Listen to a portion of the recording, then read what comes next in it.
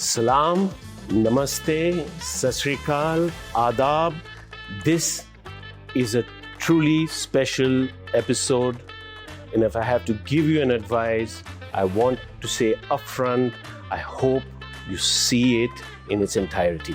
Entrepreneurship is that buzzword. Everyone talks about it in this generation. We have 7 real entrepreneurs right here. They are all in the food and beverage space in one form or the other, carving out a niche for themselves. What excites them? Why did they take this leap into this unpredictable world? Did they have the financial backing of their family members, or did they raise their own capital? But more importantly, right at the beginning of their career, because with entrepreneurship is associated risks. What happens? How do they think? What if they fail? Does that fear, inherent fear, everyday fear, hold them back, or does it drive them? This podcast is a must-watch for every young person in India, in Bharat. Not because they are ISH alumni who are entrepreneurs, because they are entrepreneurs. They are you, they are me, they come from all over India. So watch it, think, question, and who knows, maybe this may ignite a spark in you to take a dive and become an entrepreneur yourself. So ladies and gentlemen, boys and girls, it gives me immense pleasure to introduce to you the 7 entrepreneurs of ISH. So, I'm Raj. I'm the founder of Burgin. We are trying to develop a brand which not only serves gourmet food, but draws a thin line between fine dining and fast food.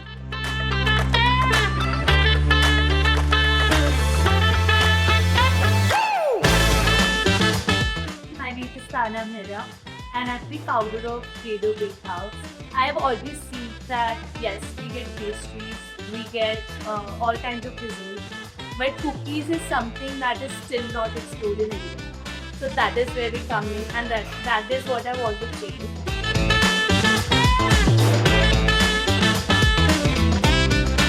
There was a time about few months ago, there's this huge euphoria, Cactus Lily in Gurgaon. I think there was one viral Instagram where there were people waiting in line. Did that really happen? I was there, and I'd like to believe it wasn't just 4 months ago, it still happens.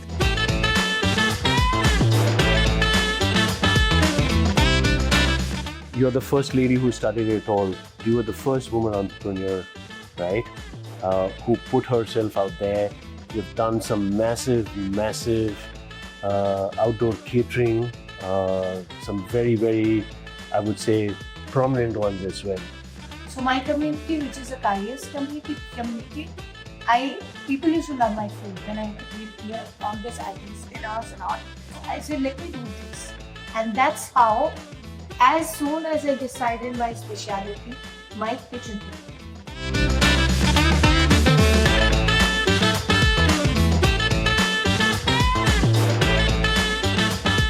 So I founded a company called Food Artisans Hospitality, where it started with consultancy also. We happened to, help a few people open their own cloud kitchen, cafes, and end-to-end businesses and things like that.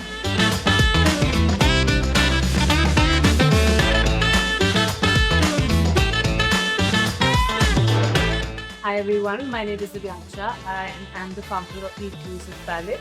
It's a food, lifestyle and a community brand. And the idea is to build a hi-fi store. Hi-fi stands for holistic, cultural, functional and inclusive.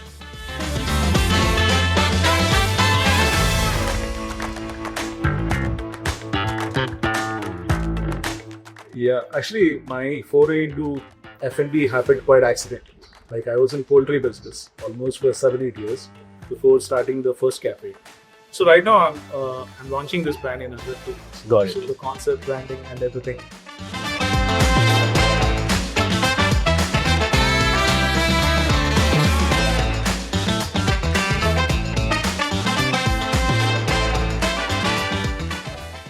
I started off, I said there is a complete gleam on my face. And the next shot is we have these 7 young boys and girls, all right, who are ISH alum, but more importantly, they are entrepreneurs. And I'm really, really kind of deeply excited because, if I roll back 30, 35 years, honestly, I wouldn't have had the risk-taking ability the way all of you had. And we just want to unpeel that aspect of it. Is what really motivates you at such a young age? Is it the environment? Is it your own inner motivation? Or is it a deep sense of doing something much more impactful? Besides, let's say, working for someone, that comes easy because that's expected out of everybody. Everybody gets educated and eventually works for somebody. But then there is that 1% club who decide to do things on their own, right? So I'm going to start with you. For the audience, who are you? And what's your claim to fame? So I'm Yuvraj. I'm the founder of Burgin, and we are trying to develop a brand which not only serves gourmet food, but draws a thin line between fine dine and fast food. We want to serve fine dine in a delivery format, something that's totally different. There are a lot of burger brands in India and a lot of different brands who are doing exceptionally well, but I don't think I'd compare myself to any other brand. I come up with a different story, and what I want to do is I'm not serving 20 odd burgers. I'm serving 6 burgers, but all those 6 burgers are made to perfection. They have been thought through for months and months, and it's been a 1.5 year journey coming up to this day. And we just got live about 2 days back. We had our feedback period for 15 days, which was from the 10th of January to 25th of January. We got amazing feedback. There's a lot of retention. People are coming back to us. They are comparing us to brands like Shard, Louis Burger, Burgerama. So it's a privilege being compared to such brands, and really looking forward to create some impact. A couple of questions right off the cuff, right? Tell me, is this a Gurgaon-based brand? Yes, it's born in Gurgaon for Gurgaon. Yes. Right? And for the entire Gurgaon? Yes. So, very obvious question. A, is it because you're native to Gurgaon? Or B, why couldn't this aspect be, let's say, in a Bhopal or an Indore or somewhere else? So, I think... Because a lot of youngsters would turn around and say, but there is so much competition here, right? Only eventually the sharks will survive.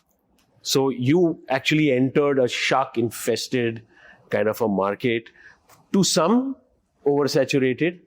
To the others, there is enough scope. Which side the wall you're in? I believe I'm a shark myself. And we are going to drown a lot of businesses down because we are trying to make everything 100%. We've been to farms, we're sourcing our own vegetables, we're making everything from scratch. There is nothing proprietary in our menu. Everything is made by us. And we've been going baby steps. Little by little, we've been developing recipes day in, day out. We've been trying to change things here and there. With every feedback, we look into the menu, there is a vast variety of changes we need. And we're trying to do something totally new or something totally different for the market. And I think Gurgaon is a very good place to start because of the culture, the diversity. There are a lot of people, a lot of immigrants in Gurgaon who've come for corporate, who've come for different things. And it is a place where people explore. A lot of cities, if I go, for example, Delhi, it is a market where people are already set to their tastes. People want to go in the morning on every Sunday and have chole bhature. People want to go to different places, they have the set places. Gurgaon comparatively is a new market. It's all settled in the last 20 years. And yes, there are a lot of brands, amazing, exceptional brands, but I would like to define myself as my own brand and not compare myself to any other brand. Well, you hold on to that thought. I'm going to come to that. Please watch this episode on YouTube. The entire episode is also available on Spotify. We are working on other platforms as well. Give us your feedback. It's extremely important. Engage with us. Help me become a better podcaster. All I can say, I hope the questions that I asked is something you would have asked the guest. Thank you so much. Yes, ma'am. What's your brand and what's your claim to fame? So, hi everyone, my name is Sana Bhera and I'm the founder of Playdough Bakehouse, which started in my home back in 2019 when I took my BPA and I was very frustrated because I couldn't understand maths and the terms and everything. And baking has been my passion since childhood. I used to bake biscuit cakes and everything. That's where ISH came in and ISH gave a push to it, they gave a polish. So my brand is basically, it was a home-brewed brand. We have brewed for Cloud Kitchen this year, but I've been doing it since the past 1 year. And the reason behind it was, I've always seen that, yes, we get pastries, we get all kinds of desserts, but cookies is something that is still not explored in India. Like, we see people posting like, okay, we have biscuits and all, but I haven't seen people going out just for a cookie and a coffee, which is rare. Why? Because we get 200 rupee, 300 rupee cookie and people are like, I'd rather have a pastry. So that is where we come in, and that is what I want to change. Secondly, having coming from a management background, I feel people have this perception that talking about entrepreneurs who are trying to grow, that it is a very, this thing that pool where you can't dive. How will I open my cloud kitchen? I remember being in ISH, seeing Delish and seeing the boxes, and I used to think, how I push this, ये लोग कहाँ से लाते हैं, ये कैसे कर. So that is something I've been telling stories on my face, that it is not that hard if you have a passion. My passion, my brand is to provide snackable desserts in my bake signature box to every household. So I'm not targeting a market. My deliveries have always been all over Delhi NCR.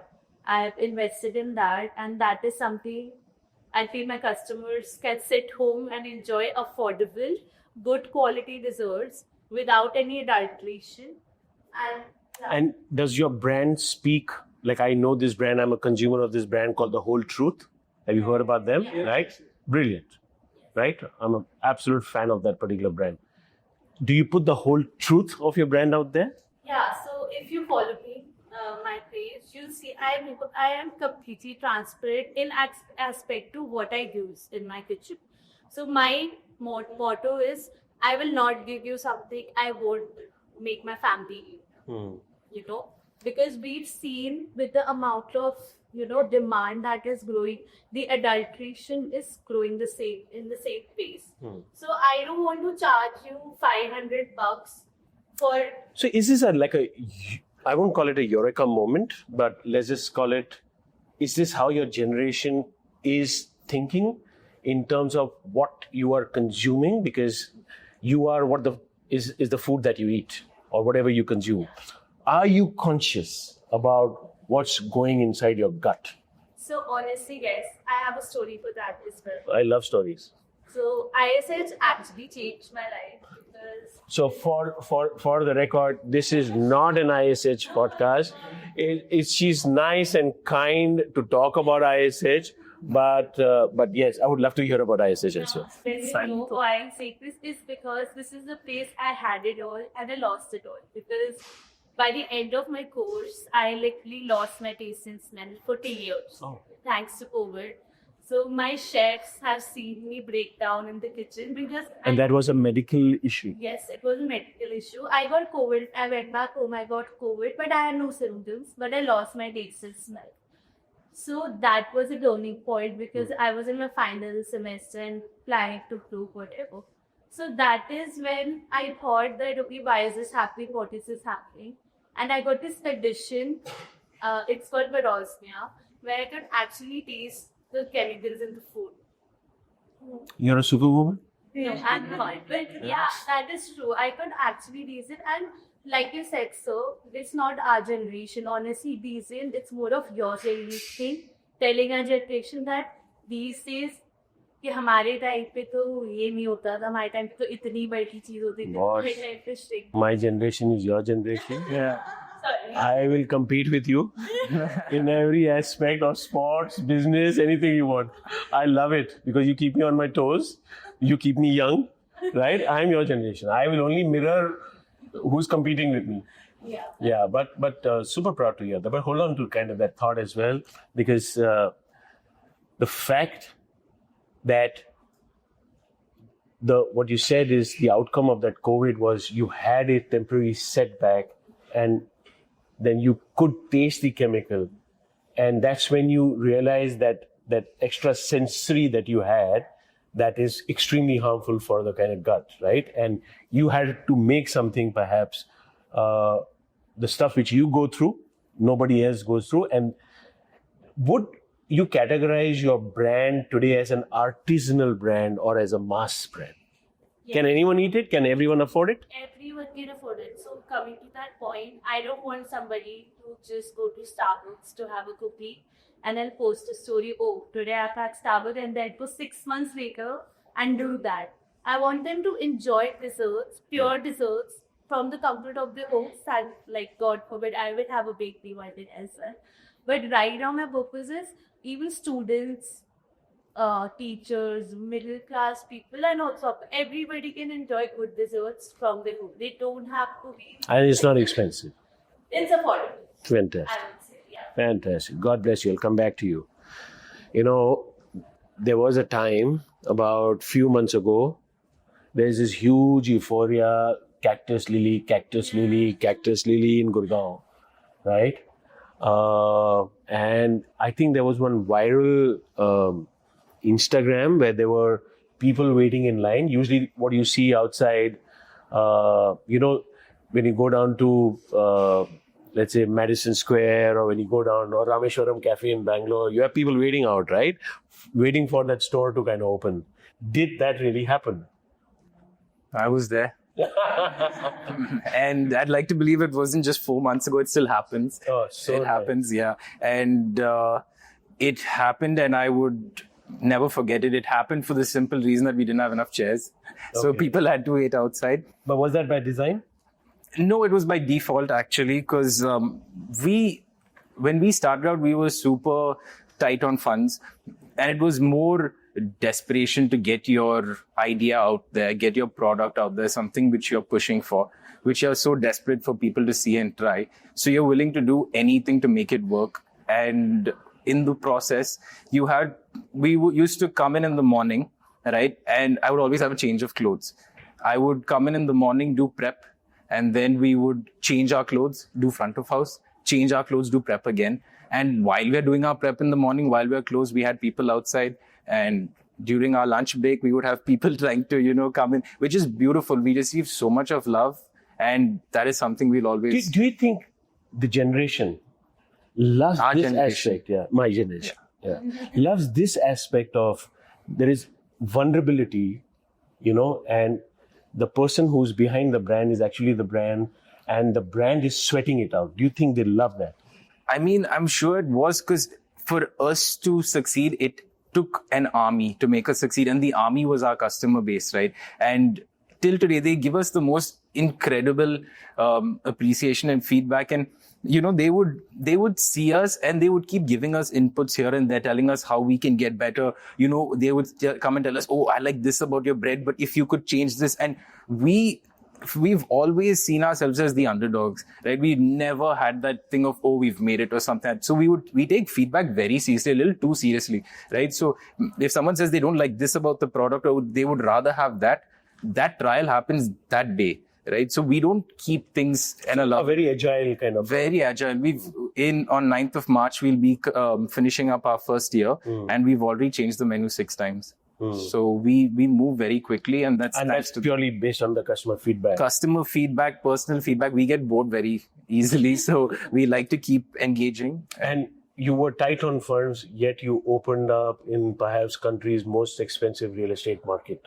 Yeah, Where was very that? counterintuitive. Yeah. But if you actually look at the numbers, we opened at the backside of Galleria on the first floor, which is probably the cheapest rental you could find in Cheapest Galleria. and the most expensive. In- Anyway, which is the most expensive. Yes. Yeah. So in that sense, it's like you get the footfall, but it's the onus is on you to pull the customers, right? Because if you're at the back, you're in an insignificant zone. No one knows where you are. For the first couple of months, it took us, first of all, shout out to Google, right? Great company. They put our location in Delhi because Cactus Lily was a gas market or something like that. I don't know. And people used to come from Delhi and move and go to another market here, find another Cactus Lily somewhere. There's some cafe called Cactus Lily, something. And people used to keep getting lost. And people used to take like 4 pit stops before they actually find the place. Some people would sit in Gotti and still not know where Cactus Lily is, which is next to us. And with all of that frustration and everything, they would come to us and we'd be like, we're sorry. But, these things just taught us how to get things done. And, we moved very quickly on things. So fixed our location, tried to pin it on Google as soon as possible, submitted forms every day, did the verification, got location sorted, filmed an Instagram reel to show people how to find Cactus Lily in Galleria.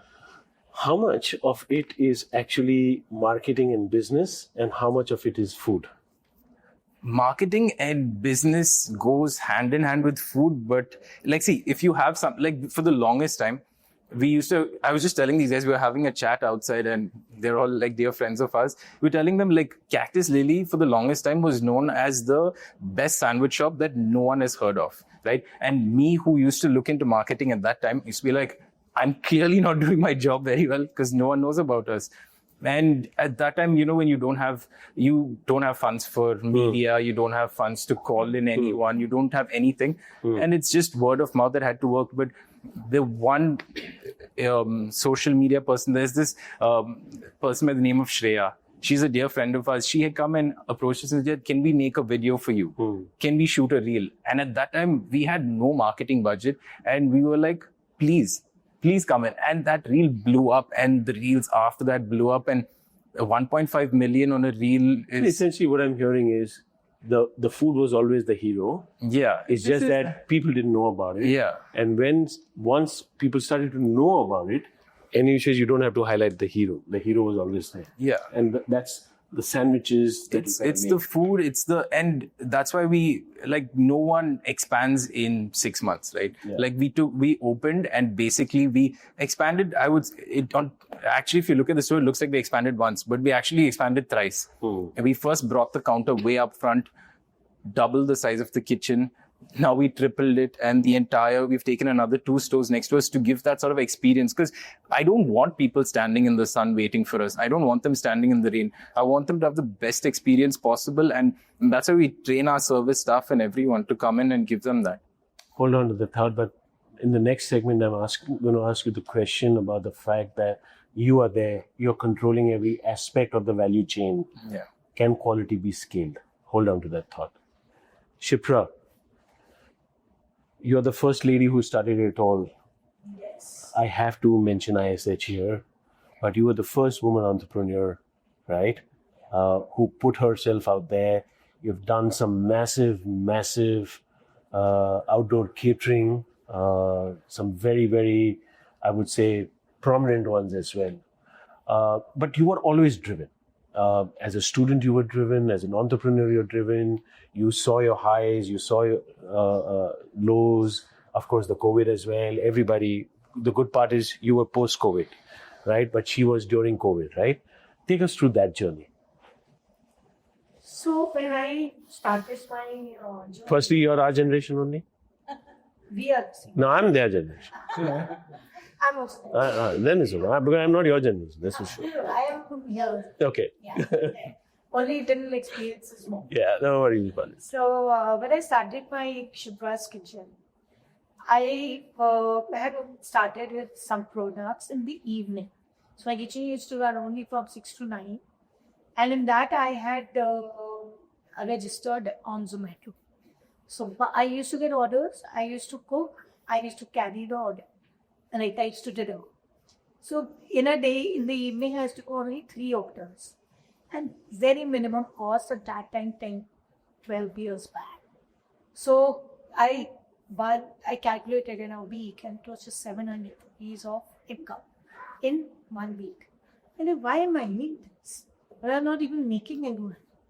But then somebody like my father, is someone when my father, he's been always a guiding star. Like, no, continue, keep the consistency. And that made me pour it. And gradually, I started doing, instead of these one-time orders, which were very minimum cost orders, I started taking party orders, which was amongst the family and friends. And then that graduated to many other things. And then, of course, I was doing my Cactus Lily. Then I realized, no, I have to do something. Like, I have to specialize in some cuisine. So my community, which is a Kai's community, people used to love my food. When I live here on this artist dinners and all. So I used to do these muttons And very pride in that food, right? Yes. In the cuisine. Yeah. So I said, let me do this. And that's how, as soon as I decided my specialty, my kitchen took off. Because there was nobody else doing that. And it was something very new. And the food connoisseurs, like many people, they suddenly saw that there is someone who was doing, Kai's cuisine. They started off ordering. And it's very delicate flavor, And kitchen, right? delicate flavors and nice, but it's not spicy. Correct. Every delicacy is flavor. So that's how my kitchen increased. So for the audience, can you just demystify what is a Kai's cuisine? So Kai's cuisine, it's a community. So this goes back to the Mughal era. And so Kai's generally, the Kai's community were administrators working in the courts of kings. So, but then they had a very close association with the cooks there. And that's from where they picked up all this. And they started preparing in their households. And all ladies used to cook. So then that became like our dadi and nanis. From generation to generation, our recipes are. But won't the khansamas... Khansamas are back. So that actually then the entire administrative thing changed to many, chefs and all cooks and everybody. How blown up is Shipra's kitchen today? It's doing well, but I took a break for 6 months in between right now. So again, I'm like, at the same thing, it always happens. Like, I'll take 4 steps ahead and I'll be pulled back due to some reason, 2 steps. And then again. So in your profession, Yes. especially Shipra's kitchen, which is the home, what would you call it? A home? I call it a home kitchen. A home kitchen. Home kitchen. Is it a restart every time you take, let's say, a 2-step, or you, Yeah. if you do a pause, it's a restart for you? So this is the first time I took a pause for Got 6 it. months. But otherwise, I was like COVID happened. So COVID, That's a forced pause for everybody. they forced this thing. Or a demonetization happened. Let's go back to demonetization. I had started, my things were picking up, and suddenly the demonetization happened. The entire booking I got it. which I was happy. But today, is it a very hyper competitive market for you? Oh yes, of course. Yes. So you need to be top of your A game every single day. Every day I keep looking at, but thankfully now, because of the social media, there's more. But is there pressure for you? Of course, Kai's cuisine is there. But is it for you a yield pressure? That means my ingredients cost me, right? Yes. But my consumers are not willing to pay for the scale I want. Yes. Is there a fight always in terms of your Not P&L? always a fight. For example, I recently got an offer from one of the ladies that she said in 600 rupees, you have to go and do an entire tandoori, veg or veg, and some main course and dessert with the full jing-bang, full end-to-end catering. Done 600 rupees, how can you do it? But then sometimes too, even if a client is very nice and we know that this client is going to give us future business, then somewhere we will compromise. The compromise on your yield, basically, right? Yeah. And then, because we have very kitchens, We don't have contracts like hotels have I got it. with the vendors. So we have to do our own shopping. We have to pick up from the consumer. Okay, I'll come back to you, but a food for thought, and maybe in the next segment would be, is it how you have positioned, or is it the market is only willing to pay so much?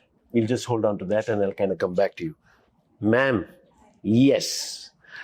What is it that you're doing? Hi everyone. This is Ilika. It sounds like an Alcoholic Anonymous conversation, right? Is it hi, and hi, my name is Kunal. I am definitely not an alcoholic. I wanted to experience that. Yeah, seriously, I don't know why I'm sitting on this chair, right? But someone just asked me to, kind of sit here. All right, but Yeah. So this is Ilika Shrivastava, and to know about me and my company and everything, we'll have to go a little back in time, and because I have a long story to as why I'm here and how it all started. all founders have stories. Yeah. Everyone. Yeah. So I belong to a small town called Azamgarh, and it's near Varanasi. So I've been born and brought up there, and cooking has always been there in my blood, and since childhood, I was always. It's is central to all households. Yeah, it's true for everyone, I guess. But you see some kind of passion even when you're younger. Yeah. So I have been born. Yeah, but not for Bombay wala. Yeah. Bombay wala is vada pav. Vada pav. Oh, I I'm love. telling you, Cactus Lily should be Cactus vada pav. Every time I go to Bombay, the one thing I want to have is vada pav. Yeah. But we are born on that. It's like a on the go kind of thing. Like how you have the Frankies in New York, right? It's exactly that. The best part about owning a restaurant, the actual brutal truth is that, you're so spoiled, right? Like, apart from everything else, you're brutally spoiled by your kitchen team, right? Your kitchen team, they ask you, so what do you want to have for lunch? Yeah. And if you tell them something, they just make it. Yeah. And they don't even get upset. But more often than not, is dal chawal, right? Yeah, no, not in our Not for kitchen. you. Okay. They are like, chef, we have to have chicken today. I'm like, What do you have family lunch? So we do this thing wherein we once a week we let one chef make something. it. So that is where actually creativity gets driven. We also do that. And if it's like a banger, then you're like, we're putting this on the menu, Oh, beautiful. right? But going back to your story from Azamgarh, sorry. Yeah, so I always saw that I was always in and out to the kitchen around, a joint family setup.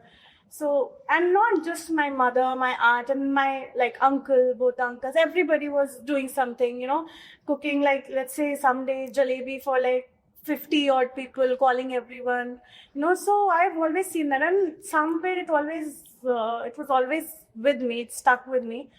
Even when I went to do my engineering, and then further, then I worked in the corporate. Are you flexing? You did your engineering? No. No. Okay. Nothing to flex there. Okay.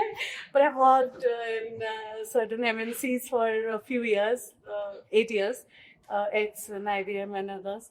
So, but with them also, back in 2010-11, I started my own catering. I started my own bakery, and I think it starts with baking only.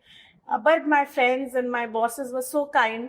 They always gave me that opportunity to, so I started doing those corporate orders for my, group of team, and 10, 12, 20, how that increased. And, they would give me housewarming party orders, this and that. And that's how, but it always stuck with me that, when I was called a home chef. No, but I was always I have so much in me to offer, but I always also felt that I'm not trained enough, back of my mind, because I used to have those logistic issues that, how to store food, how to take it, and this and that, and I was learning, and then COVID hit, and certain, life happens, things happen. And that's where iSwitch came, and I got to know about it, and how it changed my life, gave me that confidence that I always wanted, So you also operate out of Gurgaon? Yeah. And what do you call your category? So that's where the business story comes in. So I founded a company called Food Artisans Hospitality, where it started with consultancy also. We happened to, help a few people open their own cloud kitchen cafes and Right. end-to-end businesses and things like that. Because we also, when we were starting out, we realized there are so many people like us who don't know where to get packaging from, who Right. to contact, To your marketing, point. this and that. Like, there's no place for anybody to go, and they're just Googling it. And, you someday you find somebody on Instamart, IndiaMart, or, some vendor who's not even a genuine vendor takes your 10,000 rupees. It happened with us. We paid 10,000-20,000 and then he vanished. So things like that happen. So got in touch with a few people who are already in the industry with, like, say, you need, second-hand equipments, very basic. If you're setting up a smaller kitchen, a cafe, where you don't want all the premium stuff, but good stainless steel and, this and that. So essentially, this is what you're saying, if I hear you correctly, is I have a passion, I have an idea. Yeah. Like you, I really do not know, Yeah. but if I have some guided advice who can handhold me, all right, and if there are any recurring issues that I have, I can come to you. Definitely. And So that's how so this is the whole ecosystem that you're kind of building. That's how this started, where I have the idea of opening my own thing. So with that, we got introduced to a couple of people who wanted to open their own artsy cafe. This and that. We helped them open. It's not yet live, so I will not I got the it. cafe. Okay. But it's in Horsecars. Got it. And we helped them do all the end-to-end, things, setting up cutlery, this and that. Because But is it only the service and the capital expenditure, or also do you help them raise money? everything, whatever we can do, but even with, like, let's say they need some MCD political connection, something is not happening, getting an architect on board, they don't know how to get the layout made, So you're like a turnkey provider for F&B. Yeah, so while doing our research for our cafe, we got to know a lot of things, and we have a chef on board who's a partner chef, and he has an experience of 18 plus years in the industry, mostly abroad. So, and he also has a lot of connections here. So, he has a lot of chefs who are also, the problem we realize, there are so many chefs, maybe not from very trained from hospitality, world, but they're But they are talented. but they're waiting for, because they called for some work. The right direction. Exactly. And they, like, somebody calls them that, yahan pe opening hai, come here. But the day they arrive, they know that it's not working out. So where do they go? They've come from Uttarakhand, they've come from other. So what do they do? So we have formed sort of community where we are in touch with certain companies also, where we try to place them also. This is what I call, the network effect for everything. Yeah. Eventually, let's say you take a platform like a Zomato or a Swiggy, the marketplace, and every other network effect comes into existence because of that. Yeah. Fantastic. So, and I always obviously wanted to have my own cafe and do a lot of things. So, initially, when I arrived at ISH, I used to think Asian is my expertise. Asian, I want to always do. But I realized that I want to do everything. So like I said, you said about Kayas community, I also belong to the same community. And it's a big on like mutton, this and that, and communal eating and all those things. And my grandmother was always like that. Beautiful. So many people. So like that, we opened our cafe called Realities.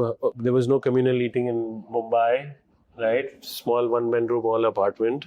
You were actually sitting on top of each other and eating. If you can call that communal eating, so be it.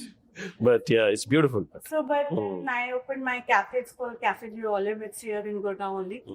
And also, it happened because I worked in a couple of fine dining establishments after ISH, where I realized that, okay, you can charge so much, but what about people like us? I've been blessed enough to work in corporate and have my own share of, traveling all over the world and having dispensable income. Yeah.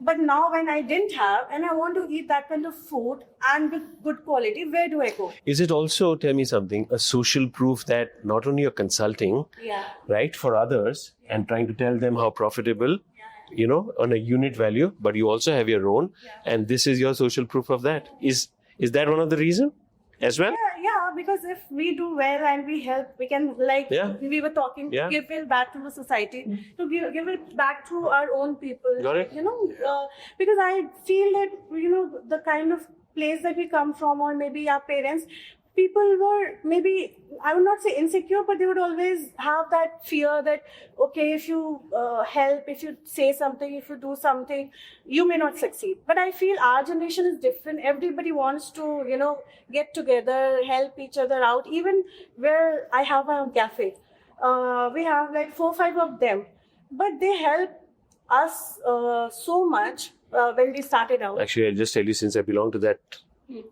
generation of the 70s, very helpful. Yeah. It's just that situations, circumstances made them eventually not being so helpful.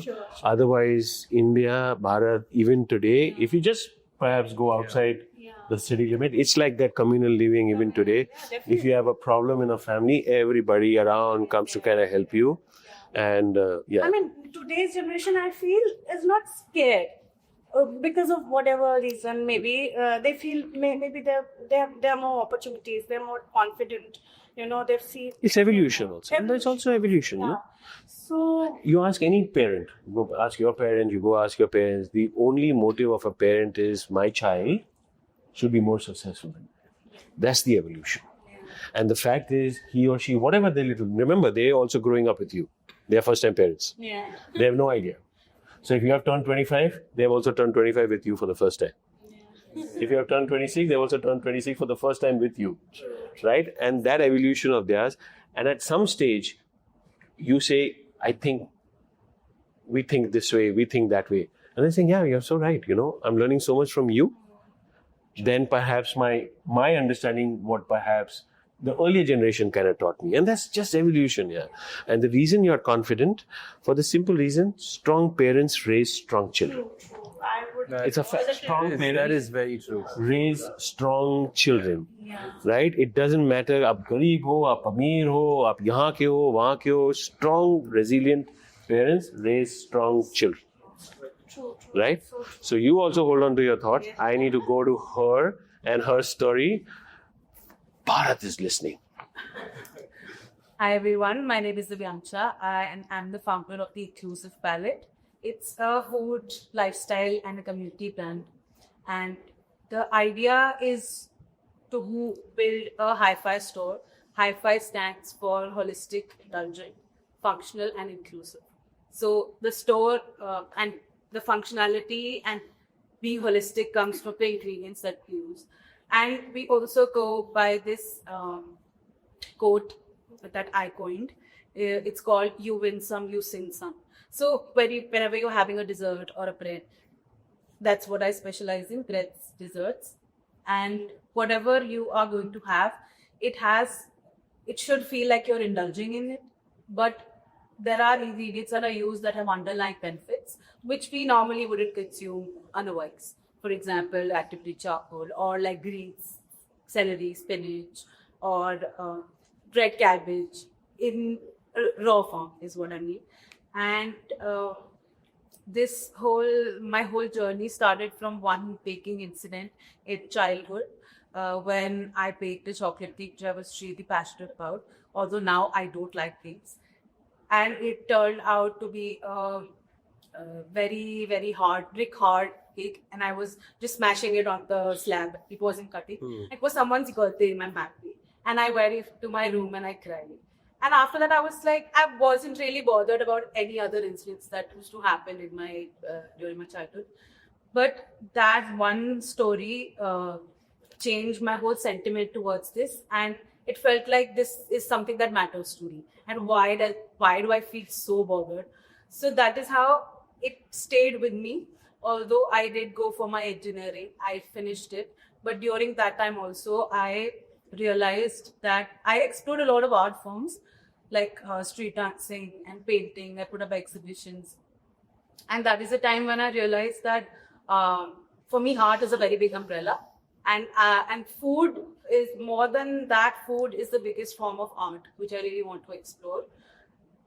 And from there, this journey is. Can I ask you a personal question? When you were growing up and when you were in school, did the school system completely kill your creativity? Not completely. I mean, I wouldn't say that it killed my creativity. But yes, I was a studious person. No, what I meant by kill your creativity is assume that you had passion for the creative arts, right? It could be in food, it could be in painting, it could be music, and say, musician to nahi banna na, kaam karna hai, ya business karna hai. And then they kill it at that stage, right? That enthusiasm which a naive child has, it just gets literally. Did that happen? No, actually. Actually My parents did. were very supportive. Strong parents. Yes, and I have. But I was asking school Yes, system. I was just going to come to that. My principal, she used to talk about why do students with good marks need to end up in science? Why can't you do something more creative? Oh, wow. And when I actually ended up in science and did my engineering, and after that, when I switched to pastry arts, I went back to my school and I met her and I told her that I'm a pastry chef, and she was really happy. Okay, good, excellent. So you got a good mentor in that lady, Right. perhaps who believed, right? Right. Yeah. And right now, the idea for me is to build a store. I'm working out of a delivery kitchen in Gurgaon, Sector 67. But the idea is to build a store where there's retail. There's I am into table styling as well. So what I want to bring to the table is food-forward designs that people can come in and buy, and they can also have a sip of coffee or quick bites. You hold on to that thought, and my question to you in the next segment would be, do you think India is ready as far as, again, the paying propensity, willingness to pay and vis-a-vis willingness to sell? Right? And do you think your model could be that large model? Because on the other side, we are still at 2,500, 3,000 per capita income, right? And do you have a large fan base? Can a large fan base be built, right? Sorry, someone had to go last. And I'm sure you have an interesting story. Yeah, actually, my foray into F&B happened quite accidentally. Like, I was in poultry business almost for 7-8 years before starting the first cafe. So the business is typically B2B. So there is always apples to apples. There is nothing you can do. Correct. This is your competitor. So I wanted to do something in the value-added segment. Like that time, Bakehouse was launching ready-to-eat products. Godrej was in the livestock was doing something. So I thought I'll do something in the cafe space with that. So that's how the first cafe started. It was in a small town in Maharashtra where the business is there. So I thought initially I'll start there and then probably move to Hyderabad where I grew up and I did my schooling and everything there. So after I started there, so the cafe actually did do that well. Because it's a small town and the food that we have, it was designed by a chef from Hyderabad and it was not... This you're talking about the Maharashtra town? Maharashtra town, yes.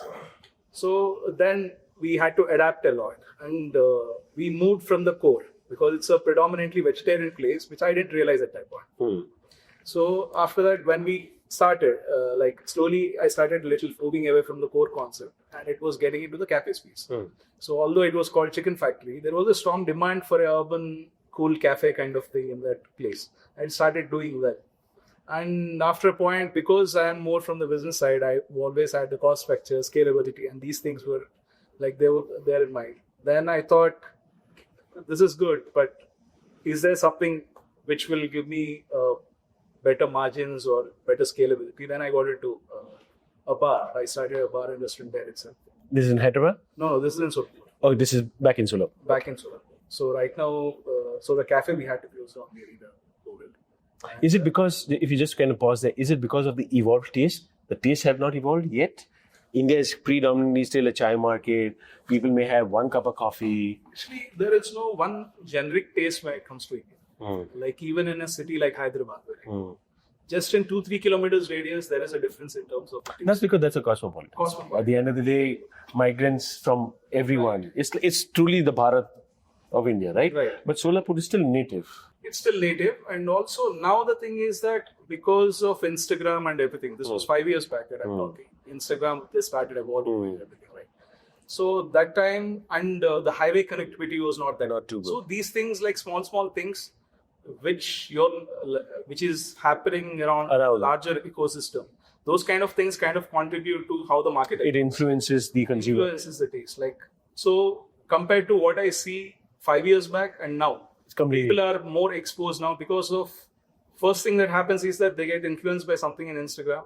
For sure. Then when they're visiting a Pune or a Hyderabad, we are like Because of the connectivity. because of the connectivity. Yeah. Now there is Vande Bharat and everything. So right. And because there are not many employment opportunities there, people are working in cities now. So when they go there, so obviously so first they see it, they get exposed, and when they go there, they actually try it. And they want something like that now back. Yeah. So- you see, it's it's a lovely point that you kind of make. And this is the point in case of India as well. You know, when we talk about infrastructure, what really does infrastructure do? It's precisely it does this. You know, that distance between the city, it reduces. You adopt more, you adapt more, and those influences come back into the city. At the end of the day, you know what? You could be earning in pharma, and you could be being a doctor, and you could be an architect, and you could be an engineer, but all of you will spend in hospitality. And within hospitality, in F&B. Yes. Right? This is that effect of infrastructure. I love the story. Then, tell me. So after that, then I reached a point where I think I thought I needed some more exposure if I want to go ahead. So then I joined the college, and after I went back, right now I'm working on a concept for Hyderabad. Which is a very evolved market, which is a very large, everything is blown up, right there? Everything is blown up, overcrowded market, cluttered, everything is there. So, but again, the thing is that with small towns, there are some advantages. Like if you're starting something, it's easier to cash eyeballs. Got it. People will come and at least give you a chance. So, but after a point, you can't evolve the brand much in terms of both the concept also and in terms of the business also. Conceptually, there is suppose right now I'm working on an Indian-centric, Indian origin coffee brand with fusion food. So something like this, you can't do in a place like Solapur. Even if you're doing, you will not get the traction. So maybe people will try once or twice, but you will never get that thing. So right now, that is the reason I'm starting this in Hyderabad. So it's Because I wouldn't call it an evolved market. See, and this is my hypothesis, and I could be completely wrong, right? When you take the Solapur belt, for instance, largely agrarian, largely manufacturing, Right. largely trade and services, right? Both men and women, for that matter. Women work the fields, men work the fields. In trade and services, I'm sure, with equal participation, everyone is doing it. Arid climate, right. Yes. from a climate perspective. And because you're working with your hands and your appetites are large. True. And in that large appetite, right, hence you see any restaurant which has value for money, right? Anything which is 300, 400 rupees, but two people can eat and maybe one person can take away. Right. Yes. Works more Works more. Yes. today. Yes. Yeah. But when we are at 6,000, this concept will work. Right. Because they would have gone to Hyderabad, they would have gone to Bombay, they would have gone everywhere because they have to spend. They will travel. The first thing what you do is travel. You buy a car, you have good roads, and you travel. And then you see the sheen, not on Instagram, in real life. And then the adaptable culture kind of sets in. True. So, good concept, maybe 3-4 years early in time. Right. I wouldn't call it that it did not do well for anything. It's just that I think you were a little too early, in my opinion. Right. Yeah. Is my understanding correct? Yes. You can disagree with me completely. Yeah, I think partly. Yeah, but I'll edit that if you disagree. I'm just kidding. I'm just kidding. Yeah. So now what are you doing right now? So right now I'm launching this brand in Israel too. Got So it. concept branding and everything. About the And this will be in Hyderabad, right? This will be- And is it what, self-funded? Have you taken funding? So the partners back home. Got it. The ones who are- So it's like a consortium of people who are It's kind a of come consortium. together. Right. So that I'm going ahead with. Excellent. So yeah, right now the thing is that the basic idea is that because it's such a cluttered market and it's a new concept for me also, for the market as well. So you don't know how it will do. So what we are thinking is that, so the basic IP will be ready, the intellectual property, the intangibles will be ready, the design of the brand, the core architecture model, and the menu and everything will be ready. And we'll be starting with the optimal space that will get you that will grab some attention. just to save money, if you're just going for a small place and it doesn't get noticed, Yeah. then You know what they say, right? Whenever in doubt, just delight your customers right, yes, and they'll come back. yeah. So just That's it. That delight is that foam on foam. right, yes. So right now, scouting for locations there. Good. Locations picked already. Excellent. So you're going through that grind right now. Yes. Excellent. My counter question, if I had to ask you, you are passionate about the fact that everything what your source is in-house, your sauces are made by yourself, so you're controlling the taste. You're not buying a third-party sauce and putting it on top of it. Everything is pretty much made at Burgin, right? Do you think there could be another competitor, and let's say competitor Cactus Lily B, can open next door from you, will take your IP, is saying, okay, those guys are doing this, maybe take your chefs away from you and open it. And do you think that is always an existential threat to you and your business? If yes, why? If not, why not? I think in terms of business, if I think about threats, everything is there. Like anyone can come next door and open something even better. And for that example, already there are so many brands in the same market. As you yourself stated initially, like it's a place where a lot of shops are, and so many good drinking brands. Like I cannot compare myself to them. They're big brands who established their name with time. And speaking about Cactus City, amazing brand. They've been doing their stuff in house. They are an inspiration to us. They opened about a year back. Made a huge impact on the market. But and getting my chefs, I don't think they'll go that easily. Like, They'll go that easily. The way I have learned my values through my internships, like my 4 years out here, I have focused a good amount of time very seriously on my internships, both my internships. First of which was Turnover, where I learned guest is God. Like every feedback as Cactus City statements of every feedback is looked into each and every detail and aspect of it. And my second internship, which was in Kisava, which is in the heart of Paris near Louvre. It's a 2 Michelin. And the way they taught us how things are supposed to be done and how guest interactions and how people are supposed to be treated in the hospitality sector has really shown me what do I need to do to get those people coming. And I'm just hoping for the best. I think there will be threats. I cannot back down those threats. Can I give you some advice? Yes, sure. Right? Is what you can control is you. What you cannot control is the environment. So let's just ask the question, what is it that I can control? To the fact that that's my guest and he deserves a product which is created by you. It's your creation. It's not his creation. It's not his creation. It's not our creation. It's created by you to the best of your ability. And I'm going to be hungry enough, right? That every time a threat happens, I will wear them out. They will not wear me out. Because eventually in your space, in any space, is the last man standing. And I say man in the neutral gender, right? That threats will happen. I am hungry enough. I know my product. I know my people. There will be highs. There will be lows. And every time you hit that low, there is another day. 100%. And then there is an influencer who may kind of come in. 100%. And there's something else we may kind of come in and say, geez, I just love what you're creating, right? And mostly in businesses such as yours, it's that love inside the burger. It's that energy inside you can't take that. That's atom at its core happening inside. Once you do that, it will show in your packaging. It will show in your conversation. Even if a Zomato rider is putting at their boss, wo energy is viral. That is in your control. Right? Absolutely. Do not discount, right? But ensure there is value for money for the guest. Because India is still evolving. They deserve better ingredient, even if it means low margin at some stage. No problem.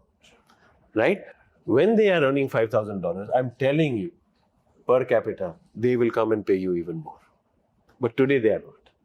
So give them much more, right? And so what if you don't drive a Ferrari at the age of 30? Go drive it at the age of 40, right? But that's the impact that you'll create. Okay? All I want to do is serve some good food. That's it. I am not. There's love of it. I am not hungry for. Absolutely. I want anyone who eats at Burgin, they should be satisfied with the food they get, the quality they get, and I want that quality to stay there. Correct. Just serve them food which fills. Excellent. their heart. Excellent. I asked you to pause out there and then ask you, can quality be scaled, right? And the reason I ask you that is, it's your sweat, it's your team's sweat, it's that crew that you put together, right? Can you replicate this crew, let's say, in Delhi, Bombay, Nagpur? So, funny you mentioned our 1 year is coming up, and I think this is the first time we're announcing this, but our first kitchen will be, apart from the base kitchen, would be in GK. It's coming up in the month of March. And that's for the South Delhi market? Yes. And like you had asked, it's about consistency and it's about quality. And I think Yuvraj is going to know this now. It's not about someone taking your chefs, because chefs stay, a few good chefs stay. Most are nomads, they jump around. It's important to keep the good ones, right? But more than that, it's SOPs and consistency. That's what And you think keeps if it. you maintain that, quality can be scaled? Quality can be scaled to a certain extent, yeah. But so beyond that, it gets, you are not there. because I would never compromise on quality, and that's something which it's the chef in me that doesn't want to. My question to you is, because you're there in that Cactus Lily place, you have instant gratification through a guest interaction. You know the twinkle in their eyes, in their conversations. You take feedback. And let's say you have another cafe at the South Delhi, right? But you're not there. You're here. Yeah. Do you think there will be a fear? It's just FOMO at this point that you're going to miss out on some of that. But the thing with me is, like, now we're open 7 days a week. And if any of our regular customers know, I'm at the outlet every day. I mean, once a year, we go for like a quick vacation to Mumbai one day, 24 hours in and out. Parents think I'm crazy. But you have an intense amount of missing out and fear of it. And you just enjoy being in that environment. And I can promise you that if I have an outlet in GK, I'm going to go there in the morning and come here in the That's evening. what people do. Yeah. But what happens when you have 4 outlets? Yeah.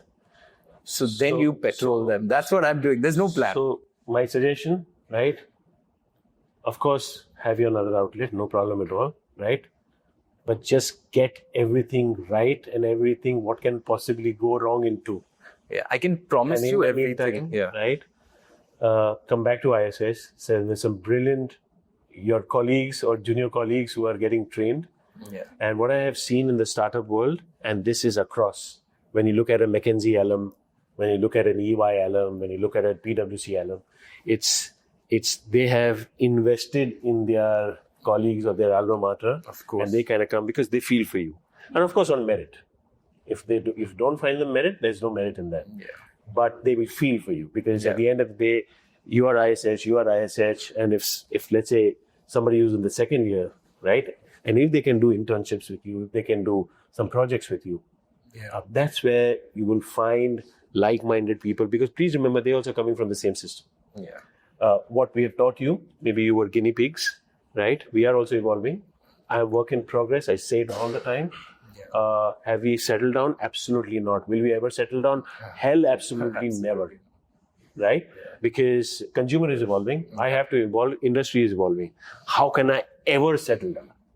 Right? Yeah. So that's my Yeah. suggestion. And it falls back ultimately on the team you have. Like what I keep telling people is, like, there's no me. There's like, Amit is insignificant. I keep telling them, like, if our team continues to do their job as they're doing, like, there is no need for me. Okay. Like my job should be to sit there and do nothing. Absolutely. And I love doing that. But sometimes you don't get the opportunity. And remember, as you rightly said, there is no me. Yeah. It's we. Our team is beautiful. I've been saying it for 30 years. I'll say it here. and I say this, some of the colleagues are there on the other side of the camera and they will validate that. I say this in Hindi, आप हो तो हम हैं. आप ही नहीं तो हम कुछ भी. Right? You are only you're reflecting in the halo of the people who are actually doing the hard work. You're just literally a union leader sitting as a CEO. Nothing else. You're just representing them. And their work, what they kind of do, which grows organizations. Absolutely. Right? Absolutely. Coming to Playdough, and from a Playdough perspective, tell me, again, there is this whole myth, right, within consumer, if it is artisanal, it is expensive. Is it even right? Is my hypothesis correct? So yes, it is.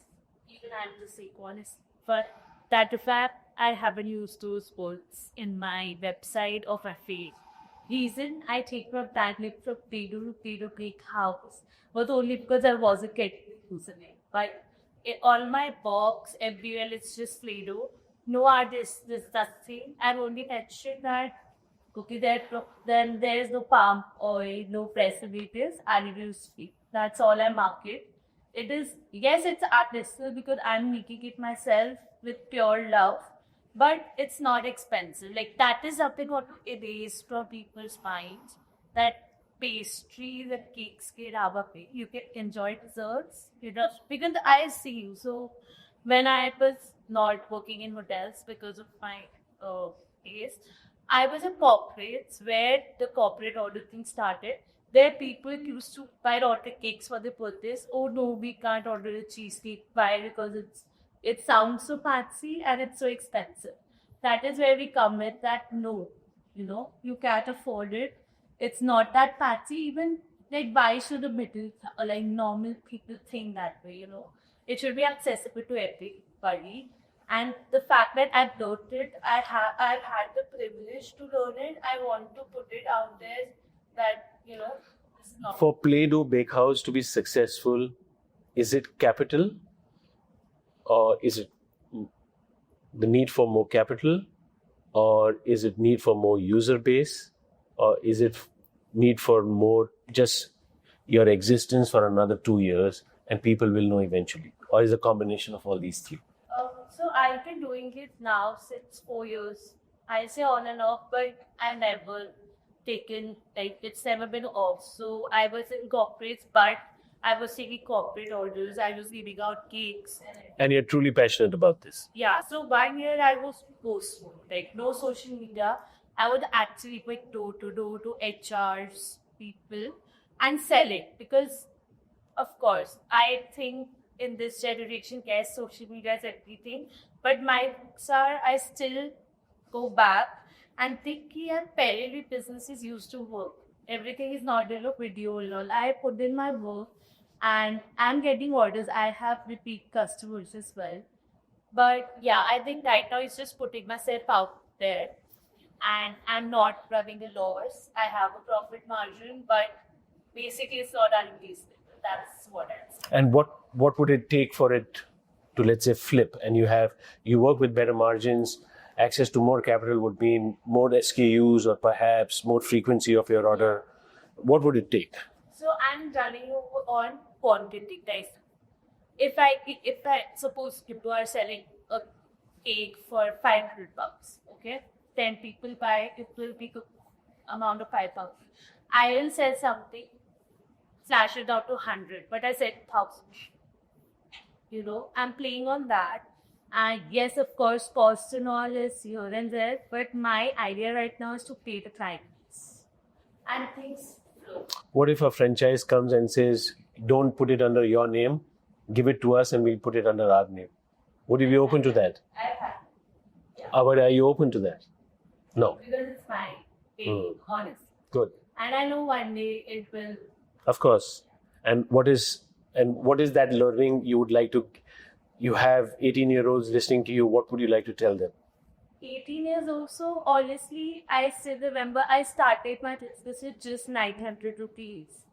And it was surreal when I covered it in 2 days. And not that I sold very expensive products, But I sold a lot of products. Why? Because I was really out of fashion. I went door to door marketing. People started giving me orders, and that 900 rupee kitchen made tart for baking in my microwave turned to a cloud kitchen, which still doesn't feel But you would have knocked on 10 doors and only 2 doors opened and 8 doors rejected you. Yeah. How is that feeling? Tell them. What is that feeling? Yes. So you feel bad, of course, but I would say a lot of people do this. So I faced it in Faridabad. There is a lot of demand for eggless, and for bakery, eggs are the most important ingredient. I am saying yes, you will face a lot of things. Say, oh no, we don't like this, you know. But never take everything with a pinch of salt. But don't change yourself for a few people. And again, if your friends, your family, your close ones don't support your business, there are 1 billion people in this world who will. You don't have to please everybody. Love it. I faced it. Absolutely. I think, and to the point, I think a person, all you need to be with is Yeah. there is no one. Yeah. You know, your universe is only in your head. I mean, every Right? really say a lot of things, but all you need to be with is you. There's this episode of Young Sheldon where he goes to his dad. He's like, Dad, I need some money. And dad is like, what for? He's like, I want to sell snow globes. He's like, money? I can't give you any money. Then that guy gets some snow globes, borrows a lot of money from his friends. He goes to at least 50 doors, where 40 of them reject. 10 of those doors open for him. He says the story. They get him, and then he goes to his dad. He takes the pile of cash. He throws it back at Smith. And his dad is like, so he says one thing, I think, and it gave me goosebumps when I was watching it. All you need to believe in is that's it. Exactly. Never change yourself because people will have different thoughts. But again, like change it to aspect that okay, 1,000 people are saying something, then you have to take a step back and see okay, something is wrong. Where does this resilience come? Where does it come? Before that, I would just like to add, Oh. 2 days ago, I went to 30 doors. And I was just doing a small marketing thing. And before that, I was very nervous because I've not done this before. And a lot of players were very skeptical about the product. But there was one door that opened and the lady loved it. It gave me a huge order, like all of that. So I feel like good or bad, you just keep going. And you never know, you're 1 step away, you're 1 second away, or 1 day away. But when you're living it, do you feel like giving up? Not anymore. Okay. Because I have been that person where I used to get anxious all the time, like what is going to happen, and overthink all the time. And more often than not, we just need to simplify things and focus on the action, not on the feeling. It just comes and goes. And today, if the doors are not opening, tomorrow something else will happen. The next day, something else will happen. But I am very strong on my vision that it's going to happen. So it will. Like I think a lot of people, big influencers, people who have made it in life. I watch a lot of podcasts. Like I listen to people, whatever they have to say. Everyone has to say this one thing, maybe in like one way or the other. What they actually say is, I can give you my 100% plan, like 100%, and I'm 100% sure you will be me. You can be me. Are you ready to follow it? That's the thing. 99% of the people halfway they give up. They're like, I cannot do this. When Cristiano Ronaldo and these people can say, if I give you my 100% plan, you will be Cristiano Ronaldo. Will you be able to go through that process? People are not ready to go through that process. If you want to do something, there is no plan B. There is no plan Z. There is only plan A. Give your life to plan A. Plan A will work. And you have to live and breathe that dream, that passion. Yeah. Like you said, like you are there every day. I think we were chatting yesterday, and he was like wondering that you were there at my cafe since 11 a.m. to like 12 or 1 a.m. I was like, yeah, this is my baby, this is my home, and I don't feel like being anywhere else. Where else will I go? And anyone can answer this. Were you always like this? Or is this your own evolution and what you're seeing around, and it's the 5 people company that you keep? and they are the ones who are motivated. And this could be in anybody. It could be in your partners, it could be in your friends, it could be in your parents, it could be in anybody. What is it?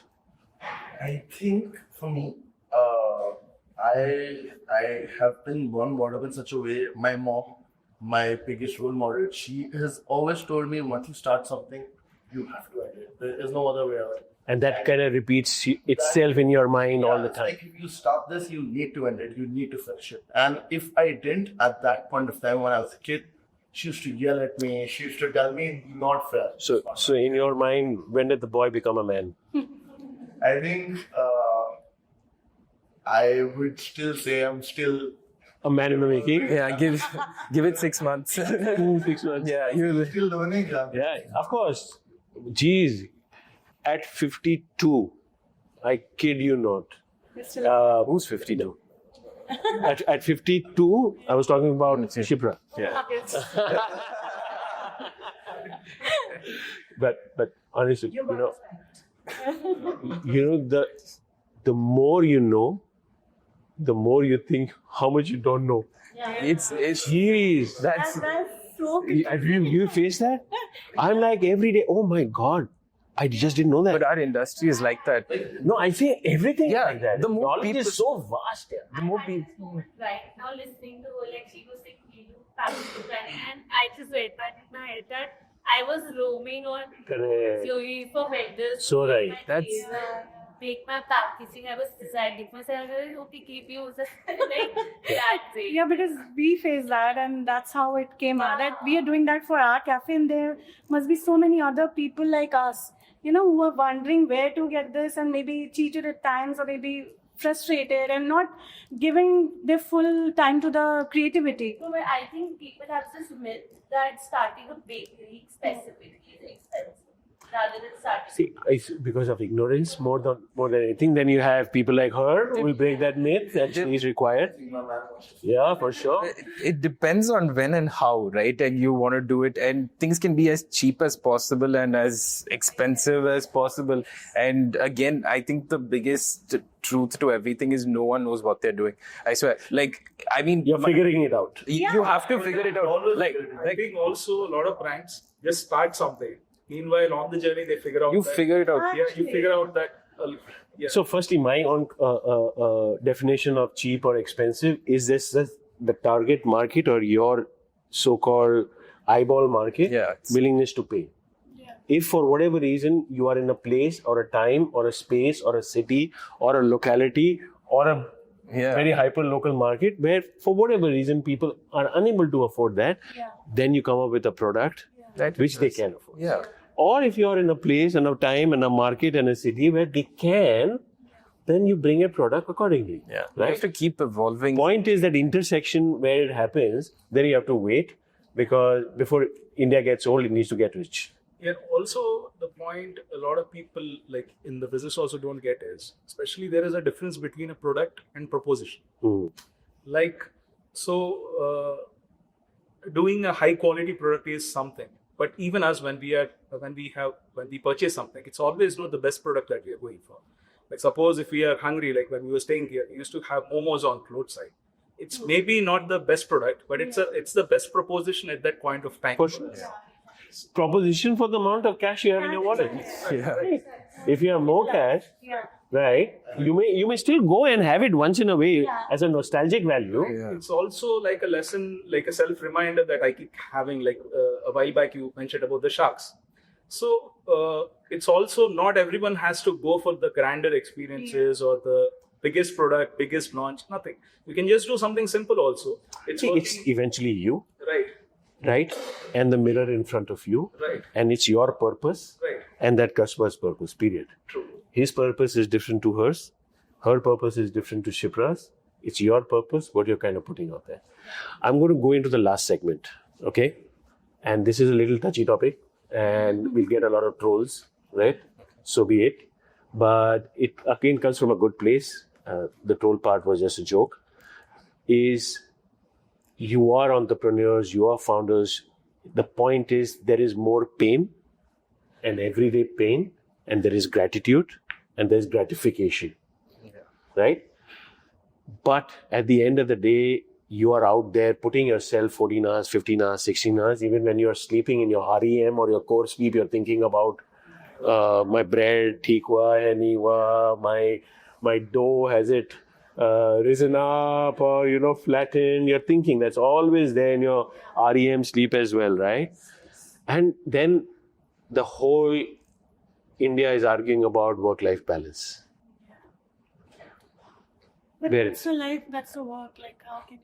But they're talking about the fact that I am sure you are working 60 to 80 hours a week or more than that. I mean, at this point, it's plain, 24/7. it's plain unhealthy. It's plain unhealthy. The problem is that But nobody's forcing you. no one's forcing you, and every day you wake up to chaos. But it's your chaos. You asked for it. You find peace in that chaos. My Because it's your chaos. it's your chaos. You don't want to be part of somebody else's chaos. No one's asking me to work 18 hours a day. I can come in for an hour and leave, and it would, my life, I could go to the gym, do that. But I mean, my parents clearly told me, they said this line is hard, right? The odds of success are so minuscule. The chances of success in any other field, even a corporate job. My sister, who's a consultant at McKinsey, she told me, she's like, I mean, you'd rather take your money and flush it down the toilet or just give it to me, right? It would be better investment sense, right? But it's something you love and you can't see yourself doing anything else. Like, I'm not good at anything, right? This is one thing which I'm half decent at and which I give my 200%. The fact is, for you to be a decent, successful business, you need to put in the grind right now. There is no escaping from there. And you need to lead from the front. Risk is yours, reward is yours. There is only more risk. Few get those rewards, but everyone goes through the grind. Right? So I think it's more individual as well, right? But I would love to take more this whole aspect about work-life balance. But I like it. If the chaos is yours, and I'm not part of somebody else's chaos, I don't mind putting that 80 hours because it's mine. I own it. And it's engaging.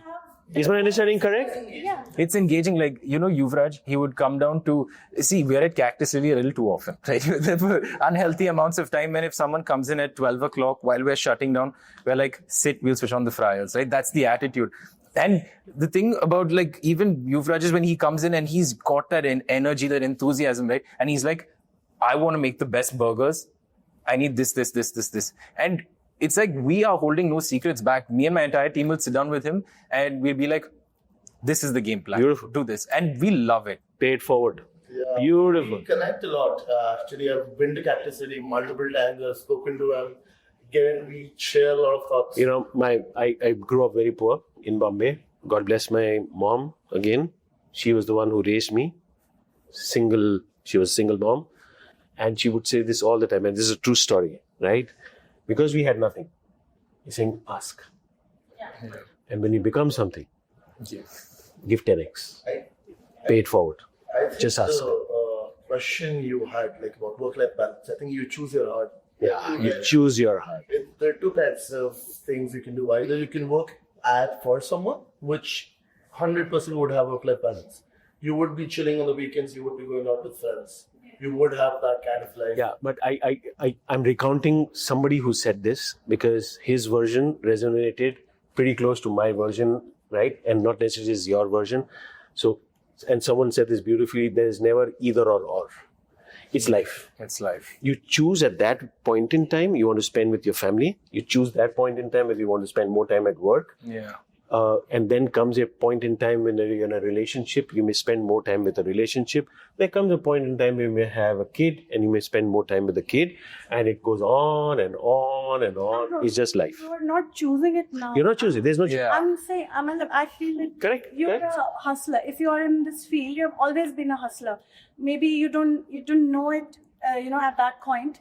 You were. And he said it. I love this. Yeah. And I say this very often. Meh? And he says, you know what? You can choose to be thin. You can choose to be large. Choose your heart. Yeah. You can. Yeah, of course. The whole We point love is, controversy. I love contradiction. Right. Thapad maro. I think work-life balance should not really be a concept. I know. Okay. Something cognizant, right? So Got it. just to make the employee or whoever picked up it. Because I think since the time you grow up, your life revolves around work. Starting from wake up for your father to come back from work, then studying to go to work or be somebody of yourself for them. But secondly, I feel if you're doing nothing, you're stressing about work. And if you're doing work, you're stressing about staying at home, right? So then this should not be a concept. The concept is peace. So if I work 12 hours at my kitchen, I'm happy because I'm working on something.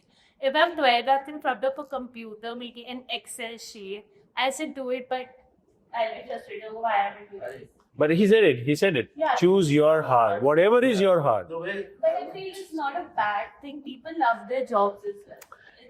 I'm just kind of saying, people were talking. Yeah. Oh, I love it. That's a little bit more diplomatic. Everybody is an entrepreneur. Who will you call a thief? Like, Yeah. I'm sure your chefs love to cook. If evil is for you, that's how if you were an actual you would love doing what you do with your peace. Yes, there is a possibility to hate their jobs, but I think this should not like you socially. When you're not doing it for Percentage is a yourself. very Yeah. huge majority who not like what Who do not. And I think that's the thing that I learned after this course, that you have to trust your staff, you have to trust your people, you have to, give some task to somebody and rely on them. You cannot do everything on your own, otherwise you will collapse. It's not taking you anywhere. Anyone gets that one staff, one person Yeah. who is above and beyond. Yeah.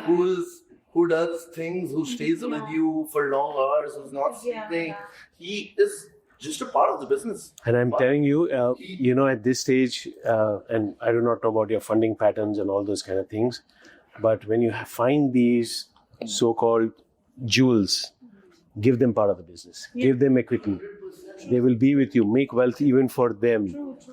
Right? The true purpose of the business, of course, the business of food, the business of pharmacy, the business of IT is the fact that your people also become wealthy with you. Of course, you can. With this business and with our cafe, Realities, this is the concept because my partner, he's also a chef, and we thought, we saw that discrepancy in the industry that however talented you are, how many years you've given, your salary is always between the 25 to 50, So I had chefs when I was working at Cozy Box and other places where they have worked for 15 years, but their salary is under 30,000, and that hit me that this is so unfair, the amount of time that you give. So at Realities we came up with this concept that we have our pizza, the head chef who has come from Bombay and other places, and Asian, the CDP. We have given them a part of business Very nice. from this revenue. So,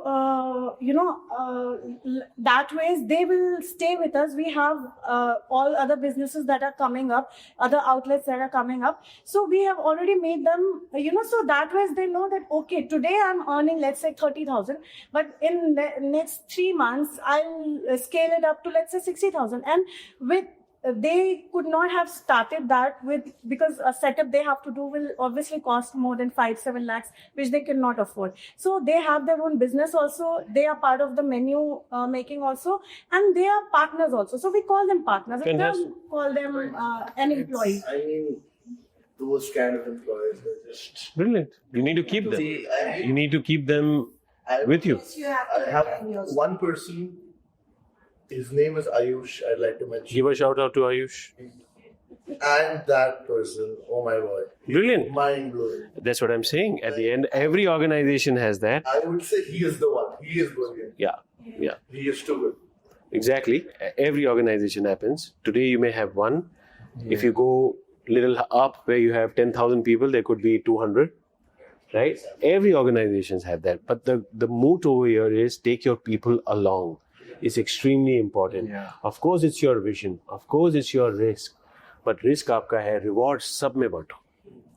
And that's the only way you'll get your loyalty, you'll get consistency, and attraction. It's all about that law of attraction. Eventually. Get criticized. Give Of course. Absolutely. And I also feel that with that, they started feeling that it is their business also. So if I'm not there and something has to be done, they're chefs, but they're also doing the cleaning. They're also doing, because I would do that for my cafe. I was also did initially when I started, I did all the chores. I still do that. So they're also taking the onus. They're doing everything that they would not do maybe for if they were hired like that. Now, what she said, work-life balance is gone as a concept. I never have believed in it. Again, as you're saying, you said it rightly, choose your heart. It's a very individual thing, right? It's your ambition, it's your purpose. Your DNA is very different to the other person, right? I think when people give an advice, anybody, it's all coming from a good place. It's not coming from any bad place. It's the fact that maybe they saw the grind, they're just sharing that playbook with them. And there's no point being oversensitized about this. However, everybody, if you have reached this far, you know how to survive. That means you know how to think for yourself. Who am I to patronize that? Right? I'm only putting goodness out there. In 10 years, so much struggle in initial months. And then when the work started, I had no time for family or for family gatherings. So many occasions happened. So, success, success ka ek hi byproduct, negative or positive, whichever way you want to look at it, is sacrifice. That sacrifice is always Exactly. time for your health, time for your family, time for your friends, right? That's it. But people who love you will understand you, right? Your close friends will understand you, your family will understand you, and they will stay with you. The people who do not understand you, it's not their fault. It's you are in a different orbit. You be in your orbit. And people will come in your orbit.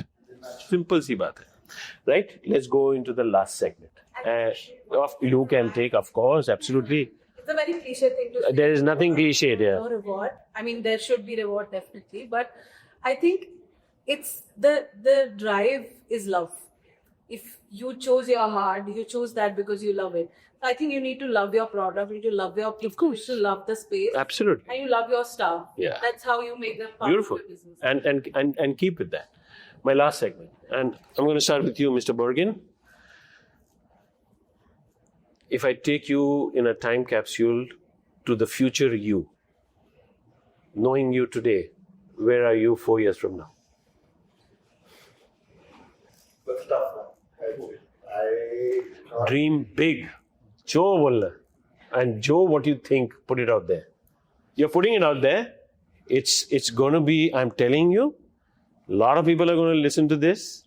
And 4 years later, some of them are going to turn around and say, you said this 4 years ago. Mark my words. I want to be I don't compare my brand to a clothing brand, but I want to be the Louis Vuitton of burgers. There you go.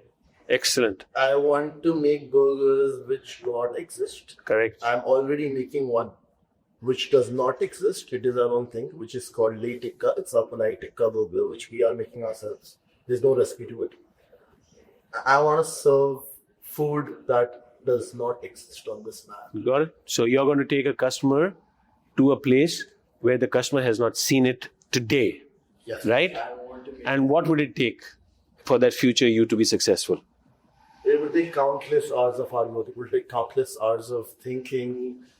It'll take a lot. I think it'll take everything in me to get to that level. Yeah. But I am going to give everything in me a push to Fantastic. make myself that person I want to become. It's something I've always dreamt of. Keep on. It's something I will be. No one can. Just listen to that voice. And remember, your own negative thoughts kill you, right? Nobody else. I'm really honest. I'm just telling you. I don't think. Your own negative thoughts kill you, nothing else. So keep that positivity. What's your future you looking like? So, I really want people to eat bread like how they don't eat now. They just, they don't know the benefits of that. And they feel like, acha, theek hai, maida hai, to nahi khayenge. But if you use the ingredient correctly, if you source it correctly, ferment it correctly, beautiful things can be done with it. And the thing is that I want to navigate through different ingredients, through different cuisines, And my final destination is that bread. So I would like to do tasting menus around it. And I would like to set up a tasting club There you go. where people can come in. And I want it to be exclusive, but I don't want it to be only for the privileged. I would like to make it a community tablescape, travel tablescape, where people come in, they can cook, they have been traveling all across. So the cuisine is inspired from them. Someone is doing the design, someone is setting the table. Perfect. Whatever you do social inclusivity at some stage, not necessarily everything, right? It could mean something. The inclusive in my brand stands for all. Yeah, India. If your generation does not do it, then your next generation will not become 10,000 per capita. Do it. Share the wealth. Delay your Ferrari by 5 years. No problem. He will definitely drive an Innova. Nothing more satisfaction than to see your employees, their children going to better school, fantastic colleges, right? They are having a good holiday. That deep sense of feeling is surreal. Ma'am, what's your future you? So, with this concept with our cafe, we got into this fresh produce thing, like everybody wants to eat fresh. But I realized with fine dine experience, you probably don't get that freshest possible ingredients and how people eat them. And obviously they have to pay a bomb to get that experience. So with our setup, what we do is we give them that experience.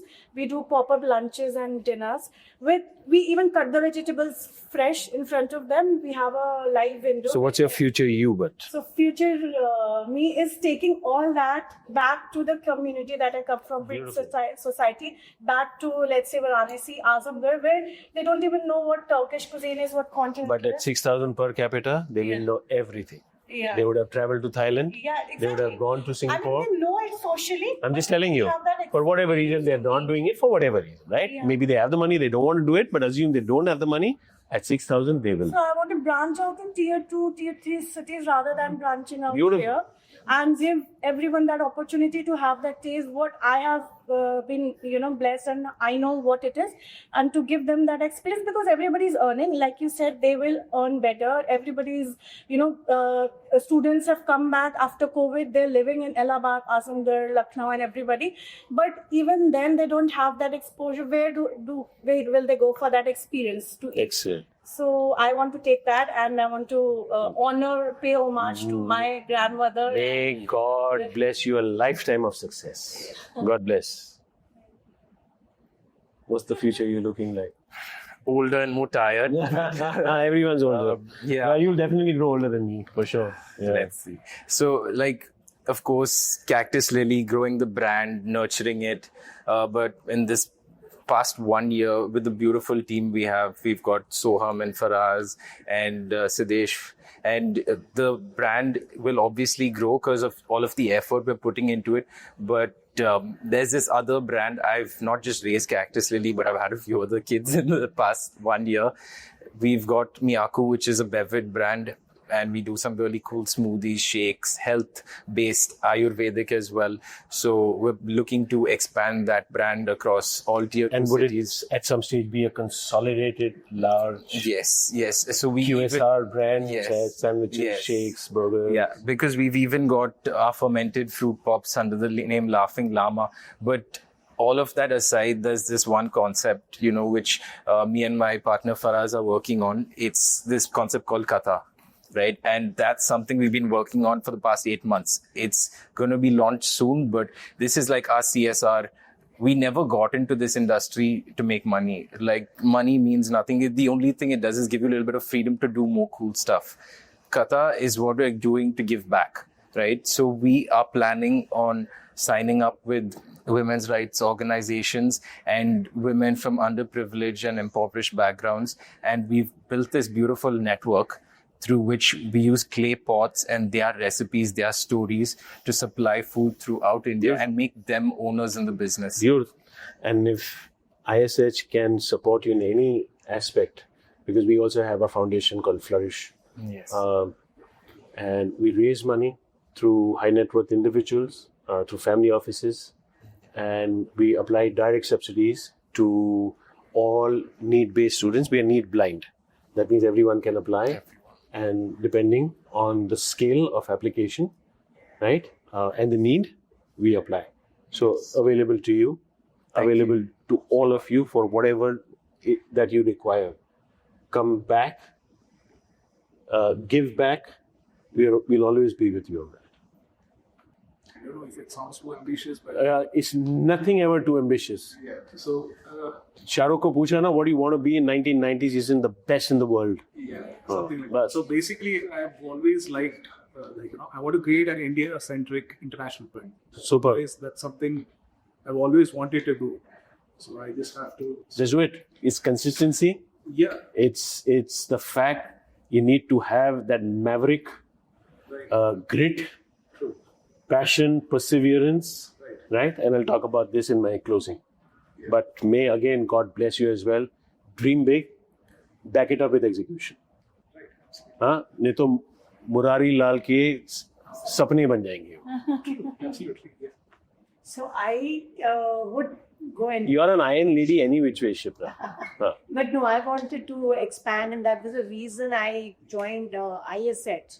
But again, the entire way has changed. So I want to again go back in expanding, get commercial kitchen, move out of the house, and then get into other platforms. And whatever business I'm getting or whatever, like wherever I can take the KSTG to, that's my dream. Beautiful. That your people should know about it. Absolutely. Some of my food has already reached London. Some has already been going to Bombay. So there are a lot of food which is going. There's a petting applicant where my food went. So I want that kind of business where, the guys to see this everywhere. Any marriage or any function, there has to be a part of guys cuisine. That's what I am. Shipra, do you know them before this interaction? No. No, now you know them. Yes. So you have 6 more people who are part of that club who will help each other. Yes. And eventually, if you see, success only happens Yes. when people come together, right? I support you, you support me, and eventually your good times, bad times, you're with each other, and that's how you grow. And Right? another thing is that, I can give back what I do. Beautiful. So I can go, like right now also I'm connected with some NGOs and all where I do sub-training about cooking or anything which is my talent. Yeah, giving it to people. May God bless you with enough profit so that you give back salary. Yes, that's the whole. About the NGO. So our family runs an NGO called Pardada Pardati. It's in Anup Shahar. It is for the girl child. Beautiful. Chao, Beti Padhao. That's our concept. And all the neighboring villages out there, we give free education to all girl child. Give them money to come for attendance. So if any of you want to connect to the NGO, I would love to help. So I'll tell you one more thing.